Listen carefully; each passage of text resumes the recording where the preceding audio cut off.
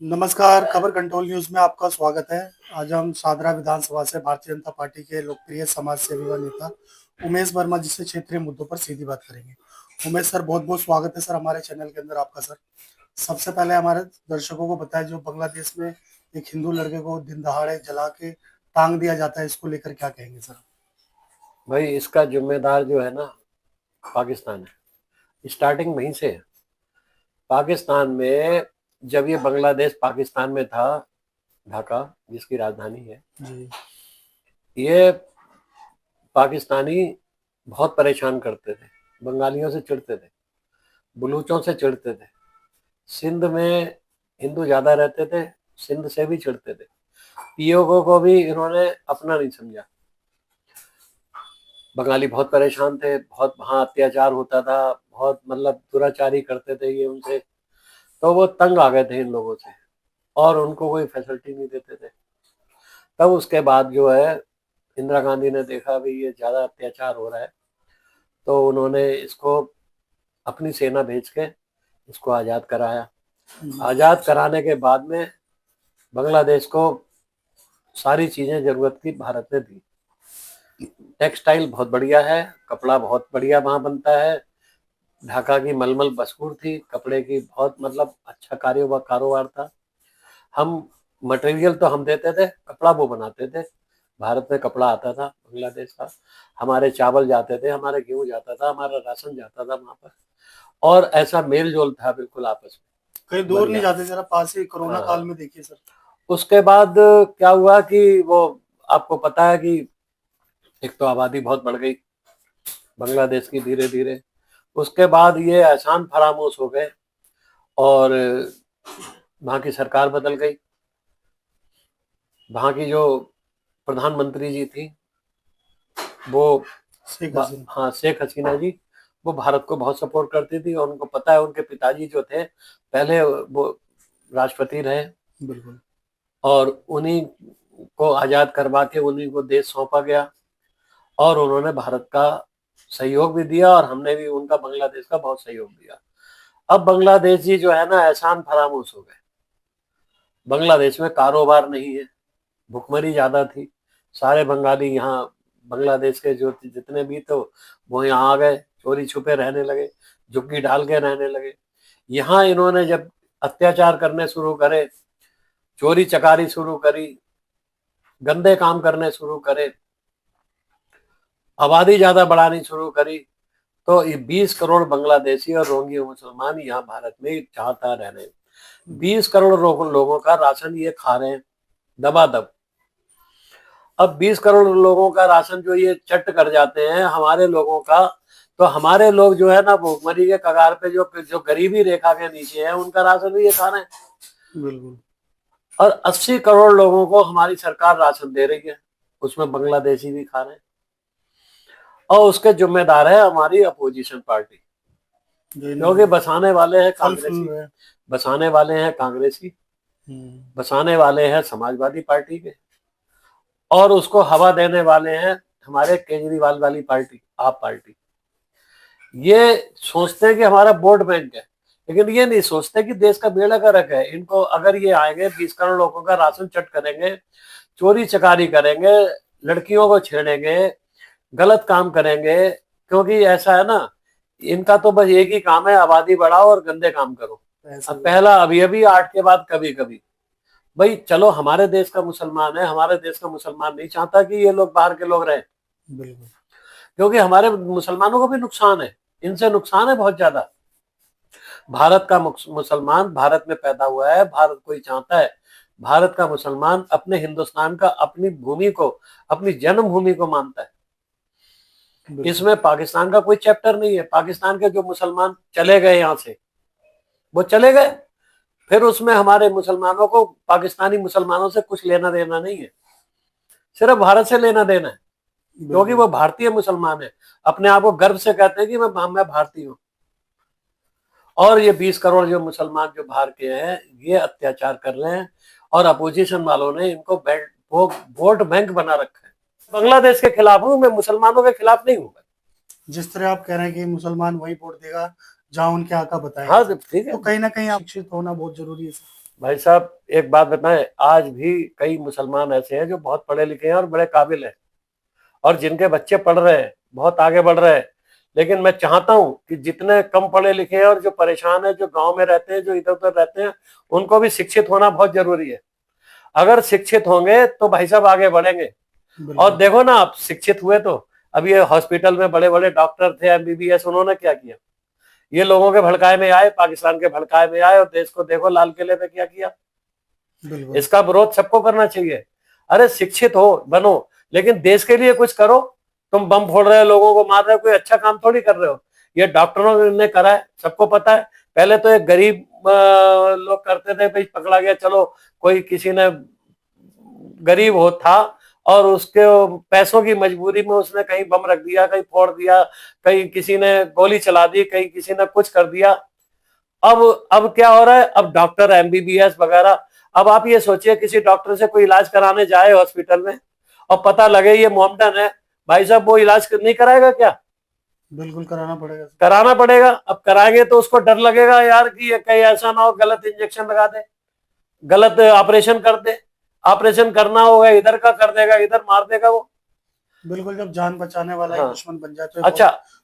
Mohammedan nurse हुई, मान लो nurse हुई, तो वो इंजेक्शन लगाते हुए डरेगा। बिल्कुल। जो ये वारदात हुई है, गलत हुई है।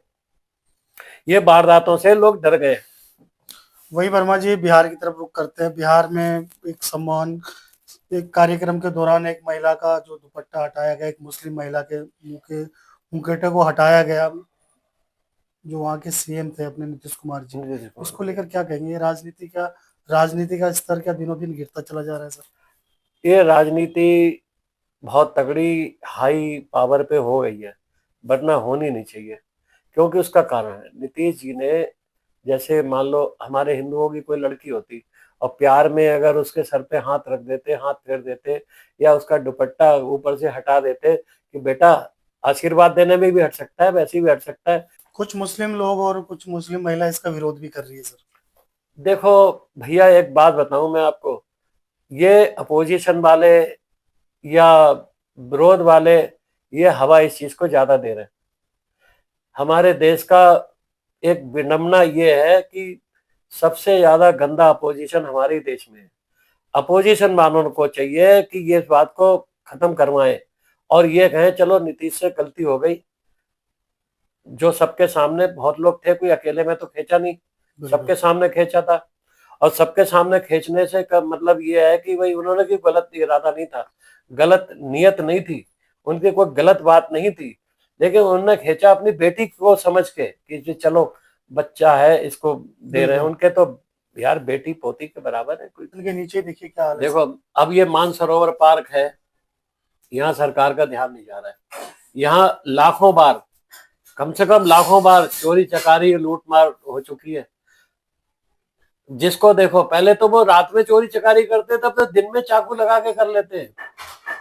6 बजे, 7 बजे, 5 बजे कोई निकल नहीं सकता, लाइन की पटरी पार करते ही पकड़ लेते हैं। जीने पे चढ़ के मानसरोवर पार मेट्रो स्टेशन में जाने वाला डरता है, आने वाला डरता है, ये गलत बात है। और जब इनको तोड़ने का नौबत लगाई, तोड़ने की जब सरकार ने अनुमति दी, तो ये जाके कोर्ट से स्टे ले आए। इनको कितनी बार तो जगह मिली है, कितनी बार मकान बना के सरकार ने जगह दी मकान के लिए, ये वो जगह बेच बेच के फिर आ गए, फिर इनने झोपड़ी डाल ली। ये कोई तरीका थोड़ी है। अब इनको भैया अब बहुत हो गया, अब हमने बहुत सह लिया। हमारी सरकार को चाहिए अब सख्ती से इनको सबको निकाल देना चाहिए। और हमारे अपोजिशन वाले ये नहीं सोच रहे, जैसे हमारे समाजवादी पार्टी के हैं, कांग्रेस के हैं, आप पार्टी है, टीएमसी है, ये नहीं सोच रहे कि इसमें हमारे देश का बेड़ा गर्क हो रहा है, हमारे देश का नुकसान हो रहा है। आज ये मान लो 20 करोड़ घुसपैठिए हैं, तो किसी दिन 60 करोड़ भी हो जाएंगे धीरे धीरे। इनकी आबादी बढ़ती चली जा रही है। दूसरा पश्चिम बंगाल चल रहा है, इसलिए कि वहाँ बाबरी मस्जिद बनाई जा रही है सर। बाबरी मस्जिद जो बना रही है, बाबरी मस्जिद बनाने, देखो बाबर का नाम नहीं रखना चाहिए। मस्जिद बनाने के खिलाफ नहीं है, कोई भी मस्जिद बनाने के खिलाफ नहीं है। मस्जिद आप बनाओ, अच्छी तरीके से बनाओ, कोई दिक्कत नहीं। लेकिन बाबर का नाम, हुमायूं का नाम, औरंगजेब का नाम नहीं रखनी चाहिए इन्हें। क्योंकि जो देश का बेड़ा गर्क करने वाले लोग हैं, उनका नाम क्यों रख रहे हो आप? बाबर को हमारे देश से प्यार नहीं था, मरा था उसकी मजार भी नहीं है हमारे यहाँ, उसको और कहीं जाके दफनाया था भारत से अलग। देखो एक बात बताएं आपको, हम बाबर ने जो अत्याचार करे हैं हम लोगों पे, वो सहन से परे हैं। बाबर का नाम नहीं रखना चाहिए। मस्जिद बनाओ अब्दुल कलाम के नाम से बनाओ, किसी और के नाम से बनाओ, रफी अहमद किदवई के नाम से बनाओ, वो देश के लोग थे हैं। हमारे जितने भी लोग हैं, जितने हमारे क्रांतिकारी हुए हैं, कई मुसलमानों ने अपने देश के बारे में बनाया। अरे यार, फिरोज गांधी के नाम से क्यों नहीं बना देते, किसी और के नाम से क्यों नहीं बना देते? फिरोज गांधी फिरोज खान थे, फिरोज खान के नाम से बना दो। जरूरी है बाबर का ही नाम रखोगे आप? सिर्फ राजनीति। जानबूझ के रखा है। जब बाबरी मस्जिद तोड़ी गई तो इसीलिए तोड़ी गई कि बाबर का कोई चैप्टर ही नहीं हमारे यहाँ। बिल्कुल, वो तो हमारे उसने मंदिर तोड़ के मस्जिद बना दी और अंदर राम जी को भी उसने हटा दिया था, तो टेंट में रहते थे राम जी। वो तो मंदिर तोड़ के मस्जिद बनाई थी। ऐसे हजारों लाखों करोड़ों मंदिर तोड़ के मस्जिदें बनाई, औरंगजेब ने बनाई थी उस टाइम। अंत में हमारे दर्शकों को कुछ कहना चाहोगे आप? मैं एक बात और कहना चाहता हूँ, जो ये अभी जो रोहिंग्या मुसलमान और ये बांग्लादेशियों को जो निकाला जा रहा है, अभी भी बहुत फैले हुए हैं दिल्ली के अंदर, अभी भी फैले हुए हैं। अब आप ये देखो, मानसरोवर पार्क है सादरे का, इस तरफ सरकार का ध्यान ही नहीं जा रहा है। दिन दहाड़े वहां पर लूटपाट होती है, लाखों वहां पर वारदातें हो चुकी हैं अब तक। पहले तो ये रात में लूटते थे 6 बजे के बाद, अब तो ये दिन में भी लूटने लगे। पुलिस प्रशासन पूरी तरह से फेलियर है। भाई ऐसा है ना, पहले ये अब इनको अभी झुग्गी झोपड़ी तोड़ने का ऑर्डर भी मिला था, तो ये जाके कोर्ट से स्टे ले आए। अब हमारा कोर्ट एकदम स्टे दे देता है। इनको पहले मकान मिले हैं, इनको जगह भी मिली है, मकान की जगह भी मिली है, वो बेच के सस्ते बेच के फिर इन्हें झुग्गी डालनी यहाँ पर।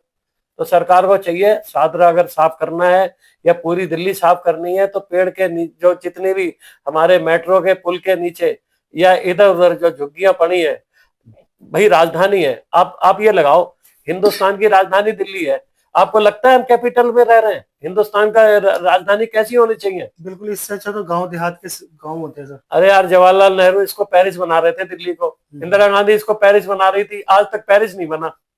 दिल्ली वही की वही रहेगी और ज्यादा खराब हो गई।